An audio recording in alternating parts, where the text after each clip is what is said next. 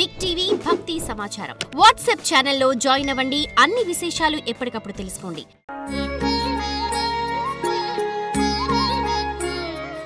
ఓం శాంతి. నమస్తే. భగవద్గీత యొక్క యోగ శాస్త్రం గురించి, దాంట్లో ఉన్నటువంటి నిగూఢ అర్థాల గురించి మనం తెలుసుకుంటూ ఉన్నాం. అయితే చాలామంది అడిగేటువంటి ప్రశ్న, సిస్టర్, యోగము ధ్యానము రెండు ఒకటేనా, రెండిటికి తేడా ఉందా అని. అయితే యోగం అనేటువంటిది ఒక పరిపూర్ణ ప్రక్రియ.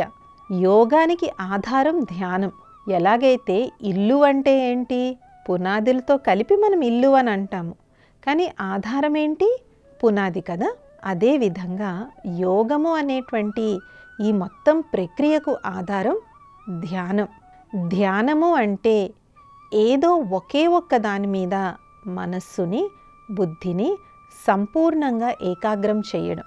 చూడండి, కొంతమందికి ఎప్పుడూ కూడా అందరి యొక్క కోఆపరేషన్ లభిస్తూ ఉంటుంది. అందరికీ వాళ్ళకి మంచిగా ఆదరిస్తూ ఉంటారు. ఏమంటారు, వాళ్ళకి అందరి యొక్క సహయోగ సహకారాలు ఉన్నాయంటారు. సహయోగము అంటే అందరి యొక్క సహాయం వాళ్ళకి సిద్ధిస్తుంది అని. అలాగే ఎవరికైనా బాగా డబ్బు కలిసి వస్తే ఏమంటారు, వాళ్ళకి మంచి ధనయోగం ఉంది అంటారు. అంటే ధనంతో వాళ్ళకి మంచి సంబంధం ఉంది కాబట్టి ధనయోగం అంటారు.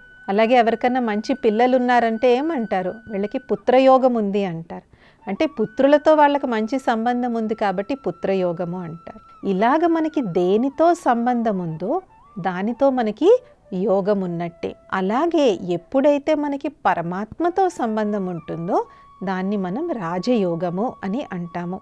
కాబట్టి యోగం కుదుర్చుకునే ముందు ధ్యానంలో ఉండడం చాలా ముఖ్యం.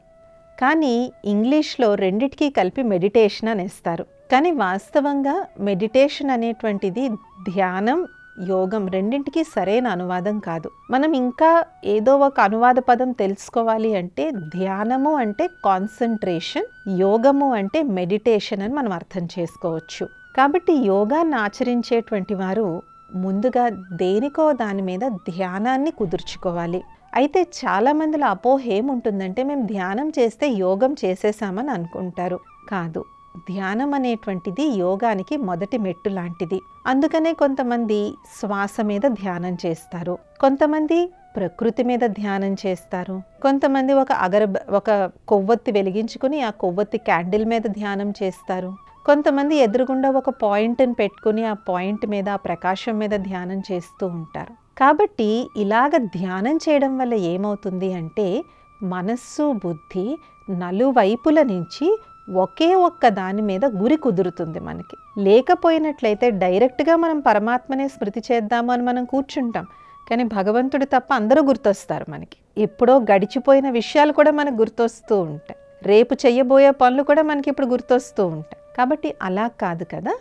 ఎప్పుడైతే మన యొక్క ధ్యానం అనేటువంటిది ఏదో ఒక వస్తువు మీద, ఏదో ఒక ఆబ్జెక్ట్ మీద ఎప్పుడైతే మనం కేంద్రీకరిస్తామో అప్పుడు మన మైండ్ ఫోకస్ అయి ఉంటుంది. తర్వాత మనం పరమాత్ముని స్మృతిలో కూర్చుంటాం. పరమాత్ముడి యొక్క నిరాకార జ్యోతిర్బిందు స్వరూపం యొక్క స్మృతిలో మనం కూర్చుంటాం. అప్పుడు అది ఆటోమేటిక్గా అయిపోతుంది. అందుకే పతంజలి యోగ శాస్త్రంలో, అష్టాంగ యోగంలో కూడా లాస్ట్లో ఏదైతే ధారణ, ధ్యాన, సమాధి అని చెప్పారో, ధారణ అంటే దేని గురించి అయితే మనం యోగం చెయ్యాలి అనుకుంటున్నామో దాని గురించి కంప్లీట్ అవగాహన ఉండడం. పరమాత్ముడు ఎవరు, ఆయన రూపం ఏంటి, ఆయన నామం ఏంటి, ఆయన కర్తవ్యాలు ఏంటి, ఆయన ధామం ఏంటి, ఆయన ఏం చేస్తారు, ఆయనకి మనకు ఉన్నటువంటి సంబంధం ఏంటి అని పరమాత్ముని గురించి కంప్లీట్ అవగాహన రావడం ధారణ. ధ్యానము అంటే పరమాత్ముని యొక్క గుణగణాలని, ఆయన శక్తులని, ఆయన కర్తవ్యాలని, ఆయన మహిమని గాయనం చేయడం. గాయనం చేయడం అంటే స్తుతించి పాటలు పాడమని కాదు, మనసులో గాయనం చేయడం. పరమాత్ముడా, నువ్వు శాంతి సాగరుడవి, ప్రేమ సాగరుడవి, ఆనంద సాగరుడవి, జనన మరణ రహితుడవి, అజన్మవి, అభోక్తవి అని ఈ విధంగా పరమాత్మకి ఉన్నటువంటి మహిమను గాయనం చేయడం. కాబట్టి ధారణ ఫేజ్లో ఏమైంది, మనం పరమాత్మని యొక్క అవగాహన చేర్చుకున్నాం. ధ్యానంలో మనం పరమాత్మని యొక్క మహిమతో మన బుద్ధిని అన్ని వైపుల నుంచి తొలగించి ఒక్క ఆ పరమాత్ముడి మీద, శివ పరమాత్ముడి మీద మనం ఏకాగ్రం చేస్తున్నాం. ఇప్పుడు ఫైనల్గా యోగము అంటే కేవలం వారి స్మృతిలో లీనమైపోవడం అన్నమాట. ఇంకా పక్కనున్న చప్పుళ్ళు కానీ పక్కన వచ్చి వెళ్ళేవాళ్ళు ఎవ్వరూ కూడా మనల్ని డిస్టర్బ్ చేయకూడదు. కంప్లీట్గా ఆయన ప్రేమలో మనం లవలీనమైపోవడం. చూడండి, వర్షం పడినప్పుడు నెమలి పురివిప్పి ఎలా నాట్యం చేస్తుంది, కానీ మిగిలిన వాళ్ళు ఆ వర్షాన్ని చూసి లోపల పరిగెడతారు. కానీ ఆ నెమలి ఆ వర్షం యొక్క తన్మయత్వంలో పురివిప్పి ఎంత సుందరమైన నృత్యం చేస్తుంది కదా. అలాగ ఎప్పుడైతే మనం ధారణ ధ్యానం కరెక్ట్గా చేస్తామో మనసు అలాగే పరమాత్మని స్మృతిలో పులకరిస్తుంది, ఆయన యొక్క ప్రేమలో తన్మయత్వం చెందుతుంది. దాన్నే లవలీనమైపోవడము అంటారు. అంటే ఆ ప్రేమలో లీనమైపోవడము అని చెప్పేసేసి. కాబట్టి ఈ విధంగా మెడిటేషన్కి కూడా రకరకాల స్టేజెస్ ఉన్నాయి, పద్ధతులు అనేటువంటివి ఉన్నాయి. ఇవి కరెక్ట్గా తెలుసుకొని మనం యోగా సాధన చేయడం వల్ల దాని యొక్క పరిపూర్ణ లాభం ఉంటుంది. అయితే ఈ కాలంలో చాలామంది కేవలం ఆసనాలు ప్రాణాయామ చేసేసి మేము బాగా యోగా చేస్తున్నాము అనుకుంటున్నారు. అది చేస్తున్నా చాలా మంచిదే, తప్పకుండా చేయండి. కానీ అది కేవలం మీరు శరీరం లేదంటే బ్రెత్ అంటే శ్వాస, ఈ రెండిటి మీదే మీరు పని చేస్తున్నారు. కానీ అలాంటి యోగా వల్ల మనసు మీద బుద్ధి మీద ఆత్మ మీద ఎలాంటి ప్రభావము పడదు. కాబట్టి ఎప్పుడైతే మనం హఠయోగంతో పాటు రాజయోగాన్ని కూడా మనం కుదురుస్తామో, రెండింటినీ ఎప్పుడైతే మనం కలిపి చేస్తామో అప్పుడు సంపూర్ణ లాభం అనేటువంటిది ఆత్మకు చేకూరుతుంది. ఎందుకంటే ఆత్మకు సర్వ సంబంధాలు ఉన్నటువంటిది పరమాత్మతోనే. అందుకే భగవద్గీతలో కూడా చెప్పారు భగవంతుడు, దేహము దేహ సంబంధాలను అన్నిటినీ వదిలేసి నన్నొక్కడినే స్మృతి చెయ్యు అనేసి. కాబట్టి ఆత్మ ఒక్కసారి జన్మ తీసుకున్నాక ఈ పేరు ఊరు వీటితో బాగా అటాచ్ అయిపోతుంది, సంబంధీకులతో అటాచ్ అయిపోతుంది, పదవి పొజిషన్తో అటాచ్ అయిపోతుంది.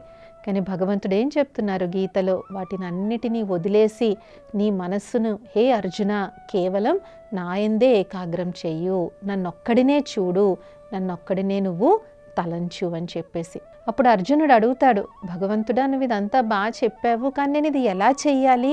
మనసు అనేటువంటిది కళ్ళెం లేని గుర్రం కదా, మరి కళ్ళెం లేని గుర్రాన్ని నేను ఎలా కంట్రోల్ చెయ్యాలి అంటే దానికి పరమాత్ముడు ఇచ్చినటువంటి నిర్వచనము వైరాగ్యము, అభ్యాసము. ముందు నీకు ఈ యొక్క దేహ బంధాలు దేహము దీని నుంచి వైరాగ్యం వచ్చి నాయందే మనస్సును లగ్నం చేయడం నువ్వు ఎప్పుడైతే అభ్యాసం చేస్తావో అప్పుడు మనస్సును నువ్వు నియంత్రించుకోగలుగుతావు అనేసి. సో సరైన యోగ సాధన కేవలం శారీరక క్రియలు శారీరక ప్రక్రియలతోనే సరిపోదు. ఇందులో మనస్సు బుద్ధి ఆత్మ మూడు కూడా ఇందులో ఇన్వాల్వ్ కావాలి. అదే ధారణ ధ్యాన సమాధి.